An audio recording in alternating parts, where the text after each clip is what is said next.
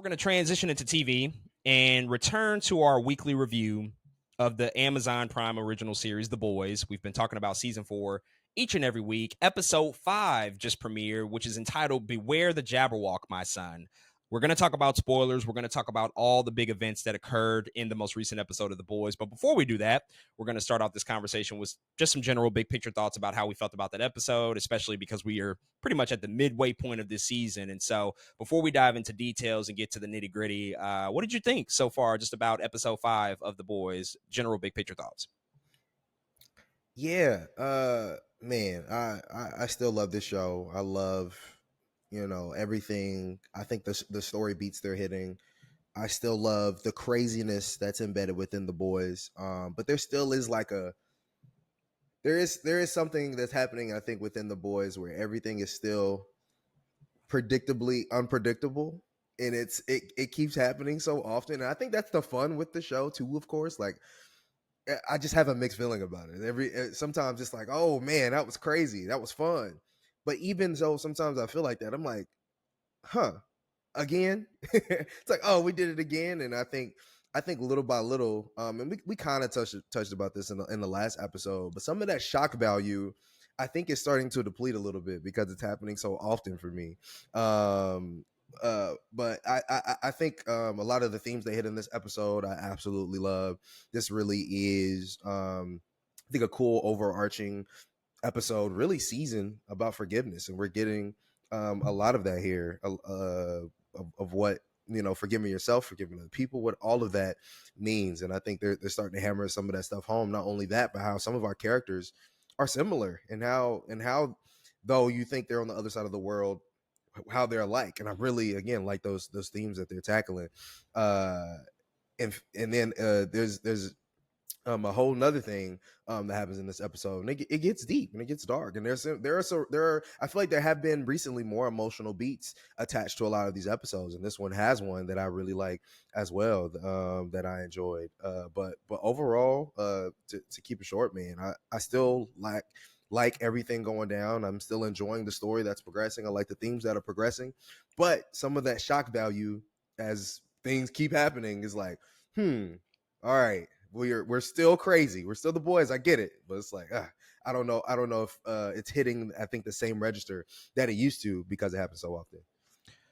So this most recent episode of The Boys is one that I like. I thought that last week's episode was particularly amazing. It had some really, really strong, shocking, emotional moments. This one is dealing with the aftermath and the fallout of the events that took place last week. And I thought it did so effectively. And I thought that the use of any violence or gratuitous moments were done to connect to characters or done in a campy, fun way. There wasn't anything this week in particular that took me to a place where I was really wondering, was this necessary compared to last week? There were a few moments last week where I'm like, wow, I don't know if we needed that. But this week, I think every moment that was just shocking and over the top and crazy and chaotic, it was either really, really fun and campy and just like a good time, or it was more so connected to an emotional beat for a character in particular. And I thought that that was effective. And I love this week that this episode made some pretty strong connections to Gen V. And if you're watching The Boys and you haven't watched Gen V, you definitely should now at this point, especially before watching this episode, because there's some pretty strong connections being made here. And I just love that we're tying that stuff in a very direct way now. And I think that overall, this episode is representing a particular turn for the show for a very specific character. We're going to talk about it definitely in detail, but I think that it's effective in what it does to set that up and how it's going to really sort of pave the way for not only the rest of this season, but for the rest of the series into season 5 as well, because the comics do something very similar. And I think that the things that are set in motion here are just going to have a ripple effect and sort of change kind of the perception of the show potentially for who we support, who we root for, who we root against. And I really love that we got to that place here and now, because I think that this is like the right moment to do so. I think that this is the right moment to see kind of how the wheels turn and how somebody can start to break bad and go down a particular direction. And it's like, uh-oh, I don't know how I feel about that. And so I really, really love that effective move that they made on the chessboard to get us in position for that. And so overall, it was satisfying. It was a pretty decent episode. It doesn't reach the highs, I think, of last week, but still a solid episode overall. with that being said, we're going to talk about all the spoilers for this week's episode of The Boys. So if you've not seen season 4, episode 5, this is your official spoiler warning. Go finish out the episode and come back and listen to the rest of our conversation. And we should start with where last week's episode ended off and pick up with sort of this aftermath with Huey, his father, Hugh Sr., and then also his mother, Daphne. At the end of last week's episode, we saw that somehow the compound V had been administered to Hugh Sr. to bring him back from his coma, which after Huey decided, like, I'm not going to do that, it's probably going to have a worse effect on him than a positive effect. He decided he was just going to, sort of let him pass on. He was already pretty much declared brain dead at that point, but then he steps out of the room, he comes back, and all of a sudden the V is running through his veins. He wakes back up. We're left to wonder, like, how did this happen? But it was pretty clear that Daphne, Huey's mother, had administered the compound V, and she basically tells him, like, I thought that this was what you wanted. I saw the vial fall out of your coat pocket. I did this because clearly you went to go get it to bring him back. And so now Hugh Sr. is back to life. He seems fine initially until before long we start to see that he's suffering from bouts of amnesia, and then it just becomes pure chaos and violence. He starts to teleport and phase through the hospital. He's running through people's bodies. He's dismembering them. He's becoming very, very physically violent, just uncontrollable. And he's also not able to remember who he is, who Huey is. He's having very, very severe amnesia. So this compound V has affected him adversely. This is not the same Hugh Sr. that we saw before. And because of that, because he's causing so much chaos and violence and murder and damage, Huey and Daphne had to make a very, very difficult choice and basically kill him. They administer him some new drugs, essentially to put him to sleep and I guess put him out of his misery to a certain extent as well. But a very, very painful moment, for Huey to think that there's perhaps some hope, perhaps the fact that he can, restore this relationship with both his mother and his father present in his life now, and also Daphne, who thinks that she can maybe now be a part of this family.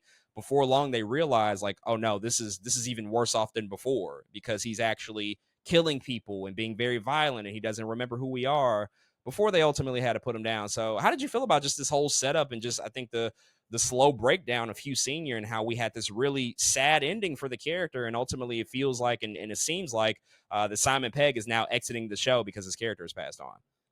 Yeah, it's always been, I think, a cool, I guess, motif to me, theme to me, when they try to tackle, I think, trying to mess with fate, right? Trying to mess with destiny, or people trying to alter what or try to stop something that they think is supposed to happen, and maybe the universe or God or something, a higher power, is telling you no, it's their time. And that's really what this is, and what that felt like.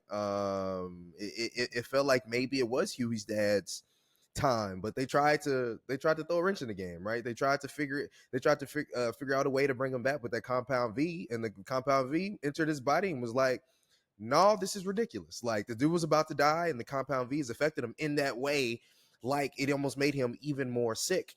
And we see, like you said, the effects. He starts to kill people. He has amnesia. He barely remembers who he is. He had to remember who Huey was, and remember who his ex-wife was. Like, they had to get all that stuff together.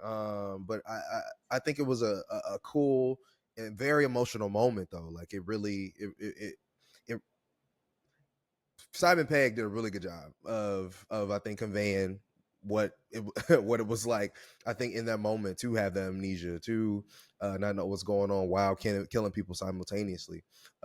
Those kills were crazy, by the way. The dude in the hospital bed was like trying to date the nurse. Unbelievable. And then Simon Pegg runs through the middle of the bed and kills him immediately. I was like, whoa, that is insane. But it's crazy to be, I think, in a place of death, and somebody is killing people. It's just like, whoa, yeah, there's too much going on. And so, like you said, they had to put him down, not only for the safety of the hospital, but for, he can't live in that condition again, which brings me to my point. Like, it's always kind of been his time to go, and I'm happy they realized that and eventually administer the drugs to allow him to pass, as peacefully as he can. But man, what a crazy moment. I thought everything with that was kind of on point. It was crazy visually. Simon Pegg was acting his butt off. Jack Quaid was too. I just thought it was a really cool part of the episode. First of all, huge shout out to Simon Pegg, Rosemary DeWitt, and Jack Quaid for just the emotional levels that they had to hit in this scene. They made it so believable at the Hmm. pain that they dealt and experienced in this moment, because this is a show about fantasy and superheroes and very heightened realities. But this got to a very emotional place because Huey and his father were close. They were very tight. They had a great relationship, and we saw how far Huey was willing to go to try to save his father in the most recent episode. He got to a place where he was murdering people out of his own survival, absolutely self-defense, but he got to such a dark place to where he was willing to sort of compromise this beef that he had with A Train and just say, you know what, I need to try to let that part of my life go to save somebody else in my life that's even more important to me, and that's my father. Like, I can't lose him. I'm willing to just do whatever it takes to save him. And then he has a moment of realization after talking to Kimiko and after talking to Butcher, like, okay, maybe this does have to happen the way that it's laid out. Like, this just has to be a part of fate and the course of events. But his mother, who has re-entered his life at this last moment, she's the one that alters everything in a very quick instance, because imagine all of this plays out the same exact way without her there. Then Hmm. Hugh Sr. would have passed on earlier and maybe a little bit more peacefully. But I think it took this realization to make them understand that, one, you can't really change a person's fate, even though you might attempt to. And secondly, this also might be a very important event for Daphne and Huey to grow closer, because he's been so Hmm. resentful for her for such a long time. But she was there for every step of the way in this moment, because she got the power of attorney and she was present at his bedside.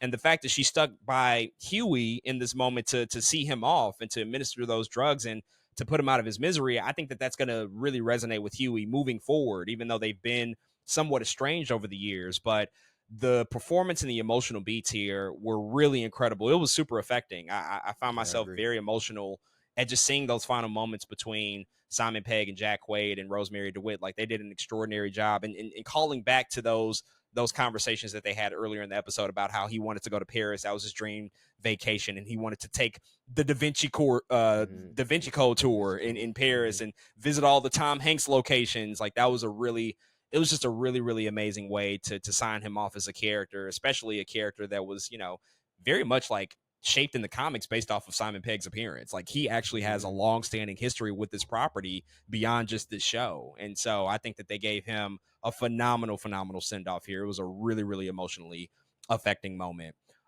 Elsewhere in the episode, catching up with the seven, they have a big event ahead of them. They have a V52 conference that's happening, which is basically a preview to roll out all of the massive upcoming projects that Vault International is undergoing, all of the movies and TV shows and everything that they're going to roll out to society at large. I think we can all sort of look at this as a very fun poke at Marvel and Disney. Disney, every few years or so, they do their D23 conference, where they preview a lot of upcoming films and TV shows. And of course, we're set in the superhero world. So Marvel, we've seen countless times. We just talked about it last week with Comic-Con appearances and D23 and all of these big announcement days that they tend to host, where they roll out their upcoming plans for future phases and the next movies and TV shows. We get all of that here at the V52 conference, which is hosted by Cameron Cole and The Deep. They get on stage and they're rolling out all of these different phases. It's phases like 7 through 10 of the Vault International universe or something like that. I mean, there's all these spin-off projects and everything. A Train's movie is up there, Training A Train, the one we've been teasing with Will Ferrell. He gets on stage and makes a fun jab that it's going to be the most expensive movie ever made because they did reshoots for the reshoots. Just all really fun jabs at the, I guess, the superhero industrial complex, and just like how Marvel, is Hmm. sort of taken over Hollywood and has really called their shot years and years, and sometimes like a whole decade in advance. What did you think about just this whole setup? We know the boys typically likes to have fun with the stuff, and they always parody real things that are happening in society, but they're focusing more here on the entertainment aspect of things as opposed to a lot of the political stuff we've been talking about over the past few weeks.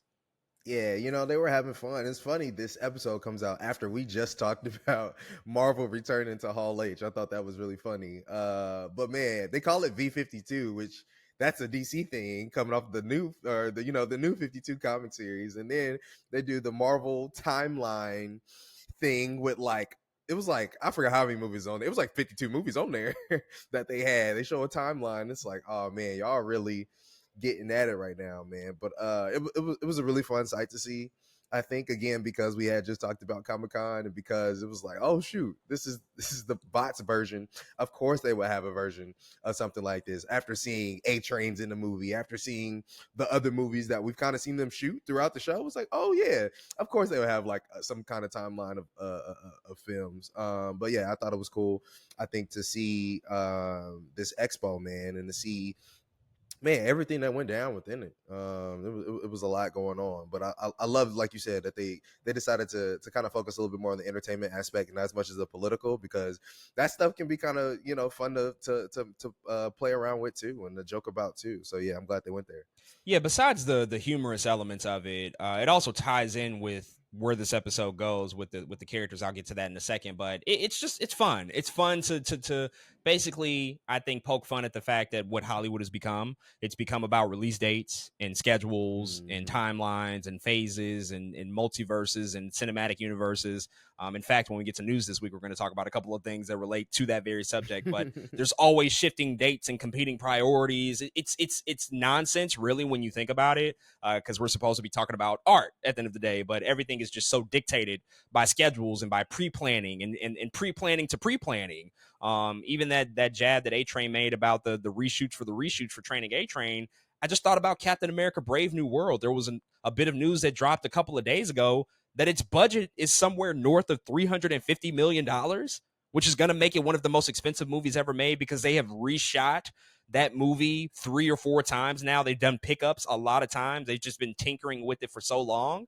It speaks to just like where things are. I think it's actually like really, really important people pay attention to this. Like, yeah, it's funny. And Mm-hmm. obviously you can say like, oh yeah, it's Marvel, it's DC that they're poking fun at. But it's like, well, maybe things wouldn't be as so, I think a lot of times mediocre as they are if we just weren't so dictated by the corporate powers at play. That's just a reality Absolutely. of it. Like, yes, I'm Yeah. excited for Marvel to return to Hall H, but at the same time, I recognize like there's something inherently wrong with this that we Mm-hmm. place so much expectation around announcements. Like we don't even see anything, and that's why Right. we're ending up in places with the Blade movie where we announce something that's just not even ready to go, and 5 years later, Mm-hmm. here we are, still no movie, still no filming. So I think it's actually, it goes pretty deep if you want to look at it that way. But from a more thematic standpoint, this world often reflects these heroes as celebrities. And Yep. because they're in movies and commercials and they have endorsements and they do all of this stuff in the community, they are viewed as celebrities at the end of the day. That's kind of first and foremost who they are.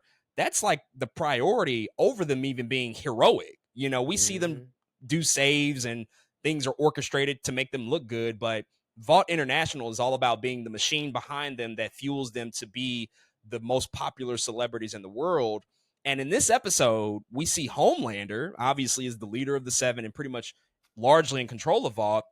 He has pretty much a paradigm shift. He's like, you know what?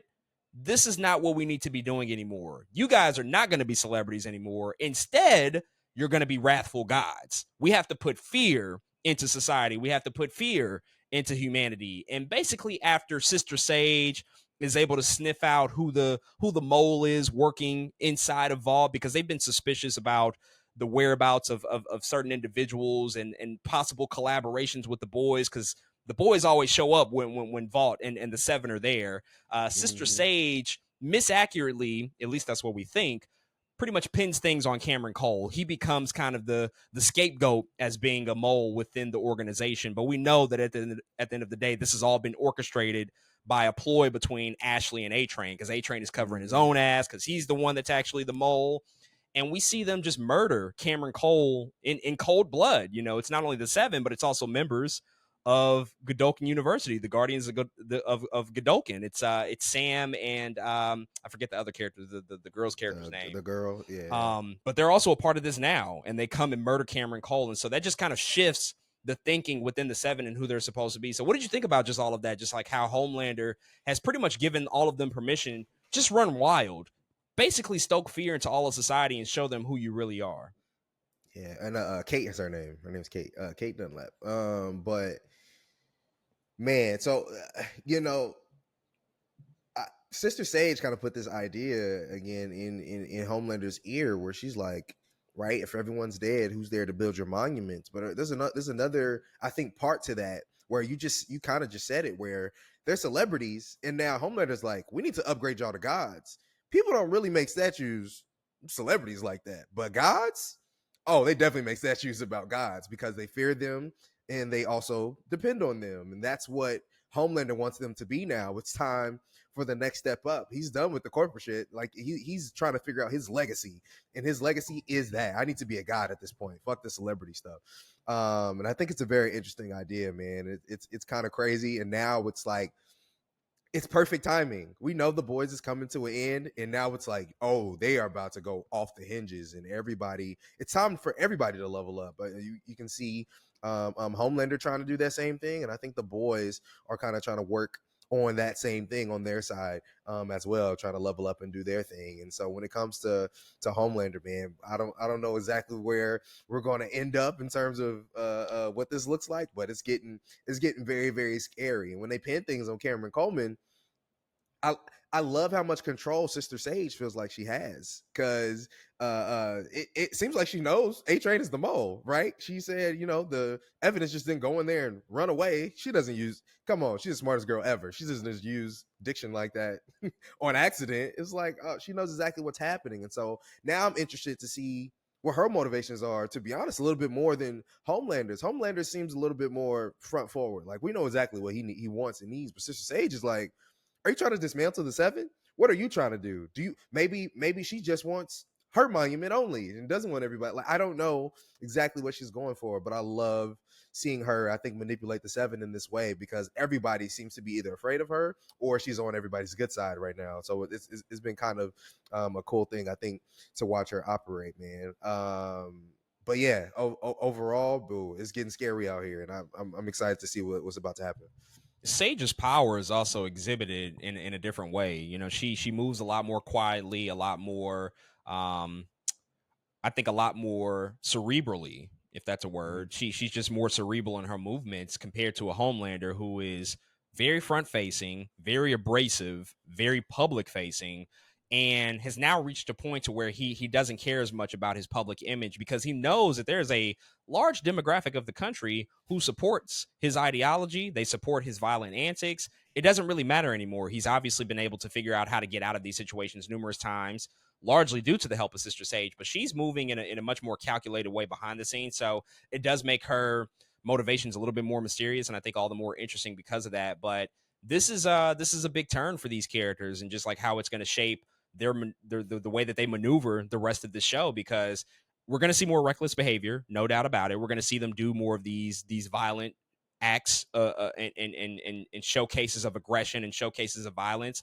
I think, again, to just incite fear and to incite a lot of conversations across the country about the place of Supes and who they are supposed to be. But when you do ascend to being a god, when that becomes your new normal, as opposed to being somewhat of a relatable celebrity, that invites a whole new conversation for these characters, because there's fear there. At the end of the day, there's fear from a political stance, there's fear from a societal stance, and from a corporate stance, and they're trying to run all aspects of society. Homelander wants everything. He just wants all the power, and he wants to eradicate humanity. And so when this is now the motivation, when we can just like kill humans and it doesn't matter because we are gods, and if you cross us, Mm-hmm. that's the end of you. That tends to be pretty effective, and I think that's going to actually kind of shape how things move throughout the rest of the series. So it's super interesting. But also with Homelander, he's trying to be super dad in this episode. He's being very, very fatherly to Ryan, still teaching him lessons, still trying to sort of shape him in his image. And for a quick moment there, we see Ryan sort of showcase a little bit of a softer side. I think more of his mother's side. They have a conversation backstage at V52.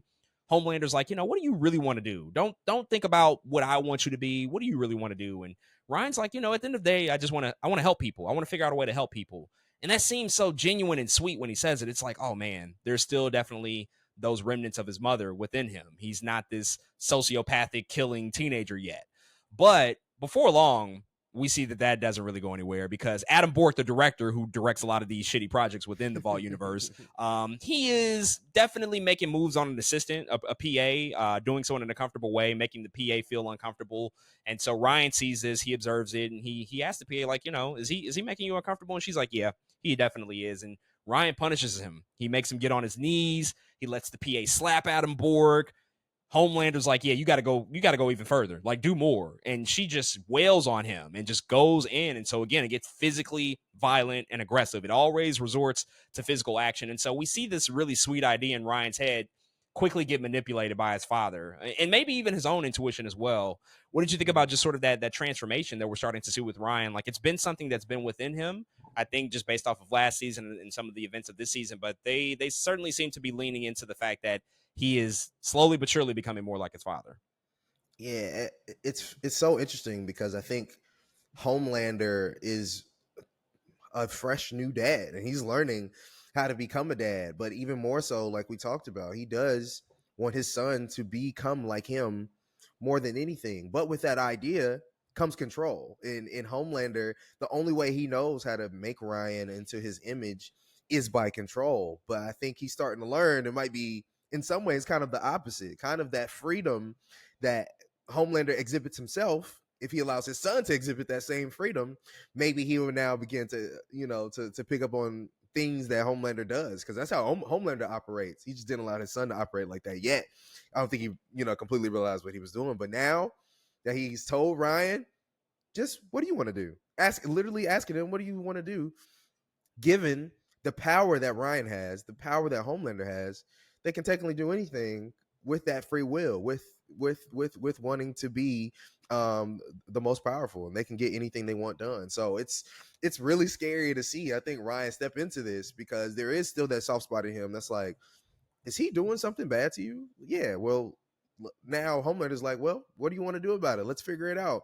And Ryan is enjoying, I think, the idea, or seeing his power, I think, come to fruition in that moment. Like, smack him and more. Keep smacking him. And now he feels like I think he's being heroic in that way by allowing that violence to get carried out, because he know that's, to be honest, that's, in a lot of ways, that's all he knows is like, that's how you save people.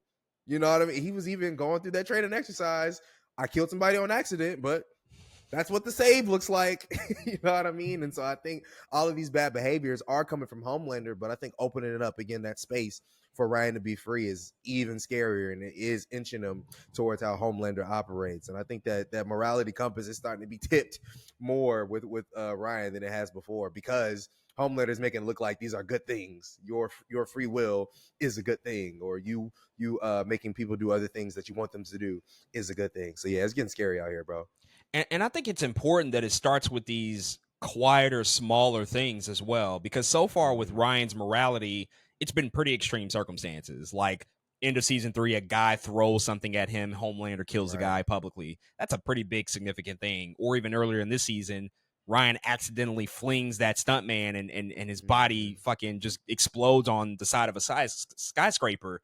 Whereas this one, it's like, you know what? No, it's the quieter, smaller stuff that would build up this breathing monster within Ryan. These small moments when he can exhibit control over just like one other person. It doesn't have to be necessarily an act of violence on his part. It's the fact that he can orchestrate that act of violence and he doesn't even have to get his Mm-hmm. hands dirty. And I think for a young boy who's transitioning into being a teenager, these small moments make all the difference. That's what builds up the bigger moments that'll come later into his adulthood. Mm-hmm. I think Homelander, John, when he was younger, went through a lot of these things when he had all of this power at a young age. And also Barbara mentioned this in the last episode. She was like, you could have left any time. You could have gotten out of these walls. You basically destroyed your mother upon birth. You just, ripped her up when you were born and conceived and you came out so violently. And I think that it's those exhibits of power and control that we see just at young ages that ultimately manifest into a larger monster down the line. And that's what would Yeah. happen for Ryan. Homelander is teaching him these very small things. Like he's not necessarily going to take him out in the middle of an open field and just murder 10 people, for Mm-hmm. no reason. He can't do that. But what he can do is intimidate. He can stoke fear in people. He can make them look at him in a certain type of way. He can be looked at as an authority figure. And we heard the line from Homelander this week. He's like, you know what? Nobody else here matters. Like nobody on Earth matters.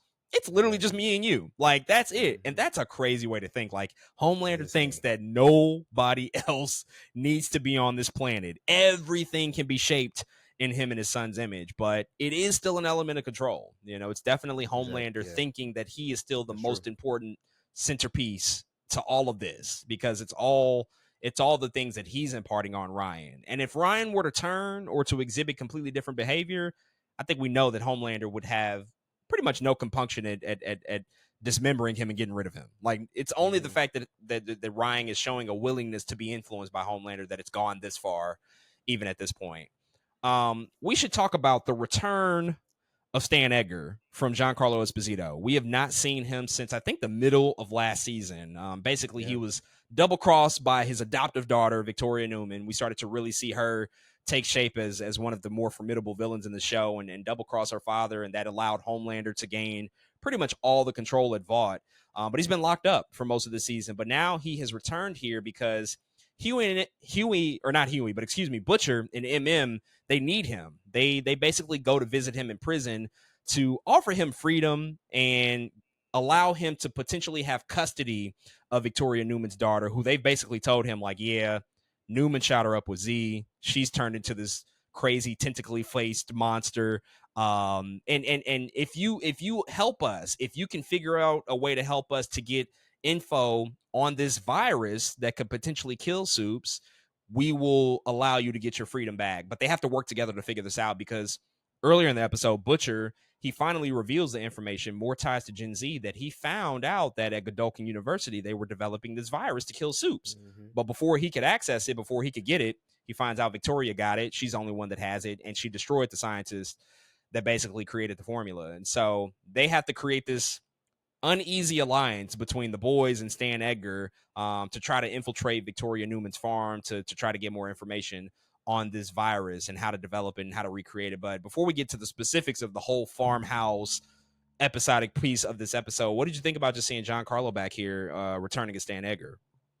Man, always like anytime he's embedded or acting in anything, one of my favorite actors for sure, and one of the coolest villains we get in everything he's in. It's kind of crazy how consistent he is. But I think the dynamic between him and Victoria Newman as the kind of dad and daughter relationship, because a lot of this show is about parenthood and what is, and a lot of everybody got daddy and mama issues. That's every character has daddy and mama issues, and it's funny because that's how comic books really are too. Like, just almost every character we talk about probably has a mama or a daddy issue, and there's no exception with Victoria and Stan Edgar here, especially not as present of a father as Stan Edgar is. In a lot of those stories, we don't get to see the parents always, and it's really cool, I think, to see somebody, I think, on the level of Victoria Newman is right now. Like you said, she is a very formidable antagonist right now, and all the powers that she has. To see her around, I think Stan Edgar's character is just really cool, and Giancarlo is always going to bring it, man. And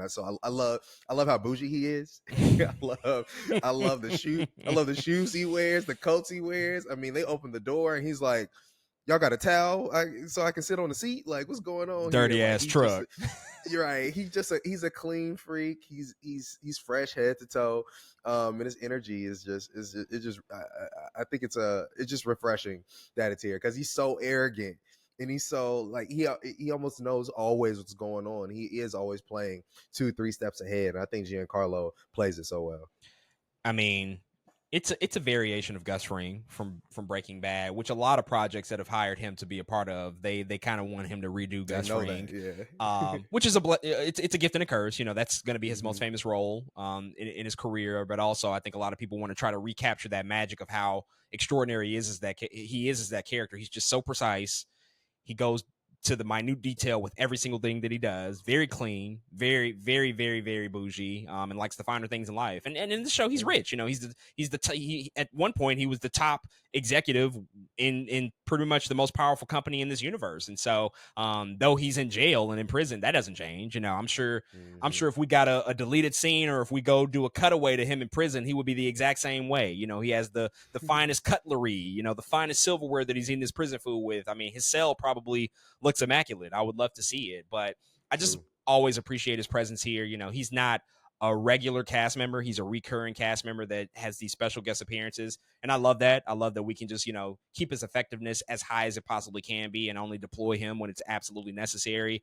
And because Victoria Newman has a bigger presence in this episode compared to previous ones, it makes all the sense in the world, because everybody knows how big of a threat she is now well, we have to go to somebody who knows her even better than anybody else does, and that's her adoptive father, essentially, who has all this information on her and can lead us to these experiments that are happening and find out more about this virus. But it also allows us to see a bit of a different side from Victoria in this episode that we'll get to in a second here. But after they establish what the parameters of this journey are going to be, they go back to this old farm that used to be belonged to Stan Edgar, but it's now in Victoria Newman's possession. But when they go to the lab, they find that everything is just covered in blood. Some of the test animals are missing. They don't know what's going on. Victoria Newman shows up, and she's like, "What the fuck? Like, what is happening here?"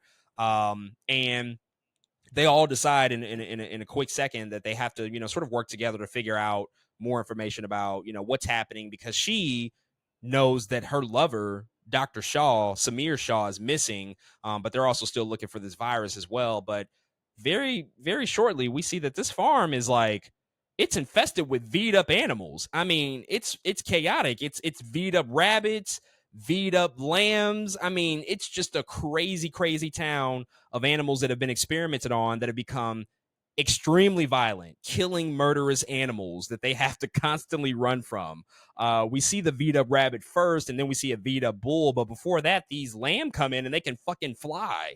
And not only that, they'll dismember and eat you alive. So it becomes a pretty harrowing situation very fast for these characters. How did you feel about that? That it just kind of turned into a circus for a lot there. I mean, they're all on this mission. They're trying to find out more about this virus and the whereabouts of Shaw before they do find him. But I mean, it was pretty chaotic, and I think one of the more unexpected moments of the season.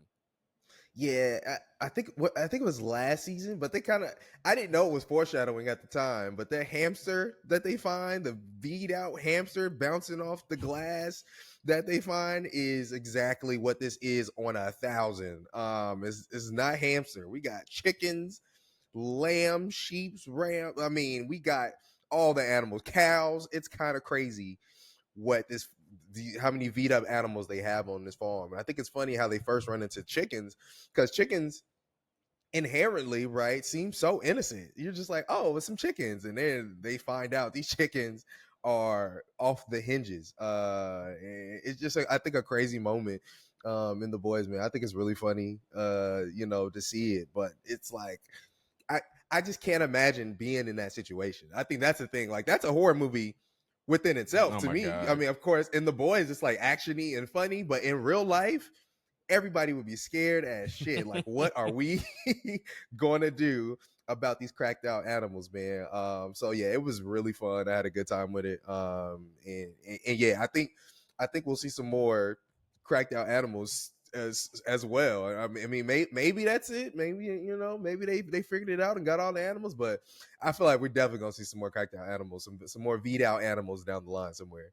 I mean, look, it's once again reinforcing the effects of V, because these scenes are paralleling the scenes that happen with Huey's father, where he's been Yeah. injected with V. He turns into this chaotic murdering machine, just like these animals Hmm. do. Like it has the same effects on both animals and humans. Pretty much all living For things. sure. If you get V within you, it's not going to look pretty on the other side of it. And we get this really. It is funny, but it is also like terrifying. Like, yo, Yeah, what it's the hell scary. would I do if I saw a bull, like a Brahma bull injected with V staring me down? Like, Hell oh no. yeah, no, don't ever ask me to be put in that scenario. Yeah, I just got to die. I just got to kill myself in that moment. It's just got to be over. Just take me Just out. take me out instantly. There's nothing to talk about at that moment, because it's just a crazy thing to deal with. But it also just it creates just so much chaos and dissension between everybody, because nobody can agree on like the path forward, because it's such a weird situation to be in. Like, Victoria wants to do one thing, Butcher's like, let's do this. MM's like, no, fuck that, we're doing this. Like, nobody can agree Hmm. on it,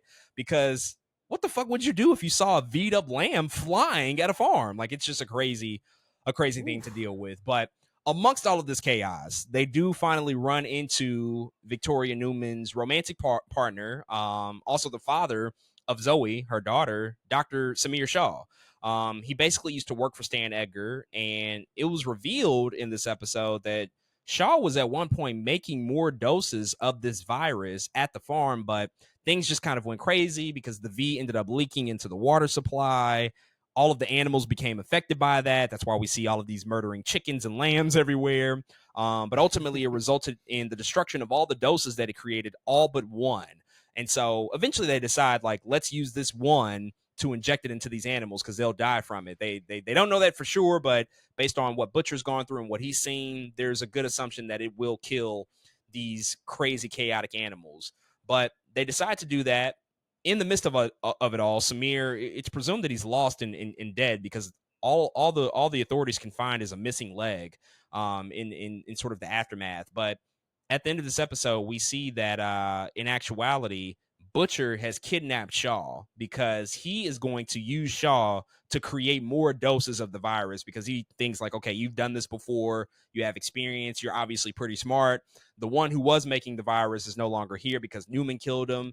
And we're seeing a very, I think it's a very disturbing moment for Butcher because he took off a guy's leg. Like he literally chopped off his leg is just like a way to misdirect the authorities and misdirect Victoria Newman to use this guy and keep him in captivity because he wants to so desperately eradicate Soups from the planet. So how did you feel about seeing that? Just to see the lengths once again that Butcher's willing to go to in order to, I guess, ultimately fulfill his mission.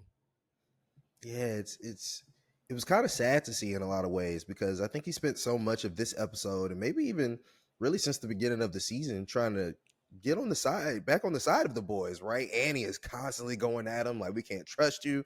MM is the same way, but ever so slightly and slowly, there's always like he's still one of us, you know, or he's still trying like I'm sorry guys. He tries to ease his way in by saying, you know, he's done something good. And Victoria does come out and be like, did y'all tell him about the deal that we made? And he's like, whoa, I didn't go through with the deal, which is true.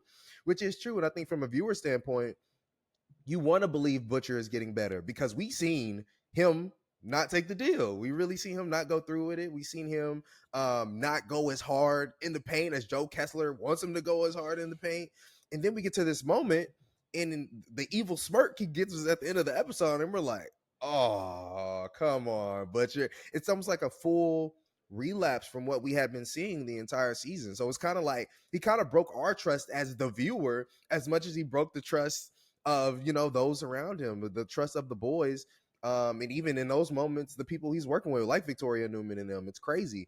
I will say it's kind of a smart ass plan for him to just kind of go disappearing. Like, where does Samir go? Where the hell is Samir? It is kind of a smart plan to chop off his leg and make it seem like he died by the crazy sheep outside. I'm like, it's low key genius, but the deviousness of it all, the dark nature of it all, man, it's just kind of sad to see. And again, that smirk at the end almost made me feel like Butcher was kind of like lost in that moment. Like, damn, maybe he's now fully gone, like off the hinges, not really necessarily in favor of the boys, but in favor of, like you said, his mission by the end of this all. I love this reveal at the end of this episode. I love the moment. I love the way that it's played.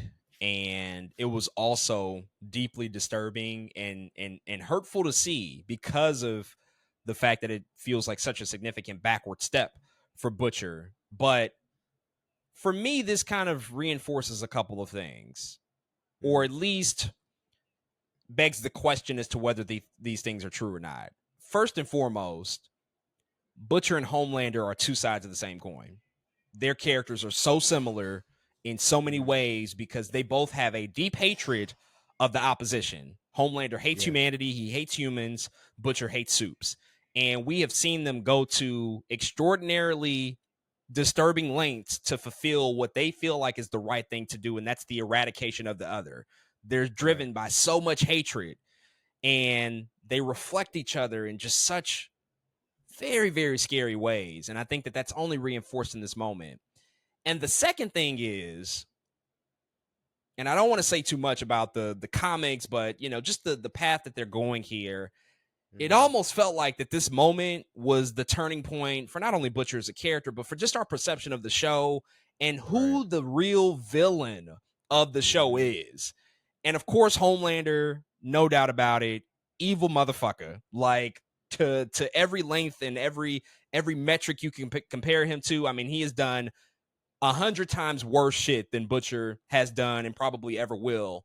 However, Butcher's tactics and the way that he betrays and undermines his teammates and his friends and the people that are supposed to trust him, it's really fucking bothering me. It really, really bothers me. I think it bothers a lot of audience members, and it bothers obviously the team members because they can't trust him.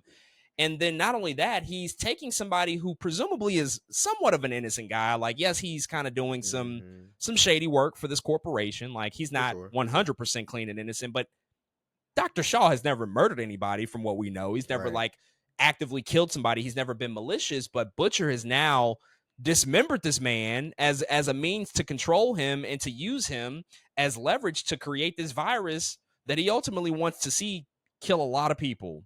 And so Hmm. it's a pretty crazy thing to think about because this is Butcher Breaking Bad. I think that this is the Yeah. turning point where I don't know if we can go back. I don't know if there's like Hmm. any steps that we can sort of take to I guess give him any sort of redemption at this point. He will survive and be in season 5. They're going to figure out some way to ultimately combat that impending death that he's dealing with that's hanging over his head. But again, I just think based on sort of where this story goes from the comics and the source material, this is only a very, very small baby step to more horrific things to come on the part of Butcher. And I love that we're here now because I think it's really, really Yeah. important and it reinforces the show and the ideas of the show and just what we've been building to this entire time. So I thought it was incredibly well done, and I'm just super excited for the rest of it. Before we close out here, any other things you want to mention about this past week's episode? Any other call outs, Easter eggs, things you noticed, characters that you wanted to highlight or talk about that we haven't covered so far?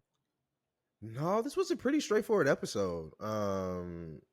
Last thing I will say is the Victoria Newman of it all. She did get um Stan Edgar out, by the end of the episode. And I think they're I still love the dynamic they're playing with there. Victoria Newman is in a very vulnerable spot right now. I think she does feel some type of way, or people are starting to make her feel some type of way about injecting her daughter with V and the way that kind of operates, especially now with Stan Edgar back and seeing how their relationship is going. She seemed very emotional when she got Stan Edgar out because of the disappearance of Samir. And so, Victoria, I think it has never been complete villain, right? I think she's always had technically her intentions always made sense to me. They were never like completely all air. Of course, she's popping heads. Don't get me wrong, she's terrible. But I think her goal has always to make something better. At the end of the day, so it's very interesting. I think to see her in this position to be this vulnerable because we haven't seen that. We've only seen the strong head popping. You can't touch me, Victoria Newman. We haven't seen the I'm crying opening this door. I'm very sad, Victoria Newman. So I just want to keep eyes on that, man. She's doing some really cool work. I'll just point out two quick things. First, Valerie Curry as Firecracker. I really, really like her performances and her character a lot. I She's think she's good. doing Yeah. some of the most difficult work here, and she is so believable in the role as Firecracker. This very alt-right agitator, very much Hmm. saved and wrapped up in God and humanity and her holier than thou attitude. Like the small tidbits that we get with her, even that small moment of her in the deep, like singing that song at V52, like just hilarious shit. She's hitting a lot of registers, but she's also like having a lot of pain internalized too because of her hatred for Starlight. I really think she is like one of the MVPs of the season so far. So I just love what she's doing. And the other thing I'll just quickly mention is Dr. Shamir Shaw, just to come back to him, portrayed by Omid Abtahi, excuse me. He's pretty much playing the exact same character here that he does in The Mandalorian. If you really think about Yeah. it, in The Hmm. Mandalorian, he portrays a doctor who is doing scientific work. He's kind of responsible for the cloning. He's Hmm. working for the Giancarlo Esposito character in The Mandalorian. He's Hmm. working for him, and now he's also once again like an employee of Stan Edgar, played by Giancarlo Esposito. I like him a lot. I like him when I see him, but I don't know who to point fingers at. I don't know who's doing the copy in here, but it's the same fucking character. It's literally the same guy. He also gets kidnapped and basically used as a pawn and as a tool to create more of the thing that he's known for creating. Like that happens in Yeah. both shows. And so Prime Video, Disney, I don't know who's responsible. I don't know who was paying too much attention, but y'all wrote the guy the same exact way 2 times. So I'm just gonna, point that out and call this that. But he's a really good actor, really talented. I like what he's doing here. But I get that'll close us out for our recap of this most recent episode of The Boys. If you checked out episode 5 on Prime Video, definitely hit us up and let us know what you think.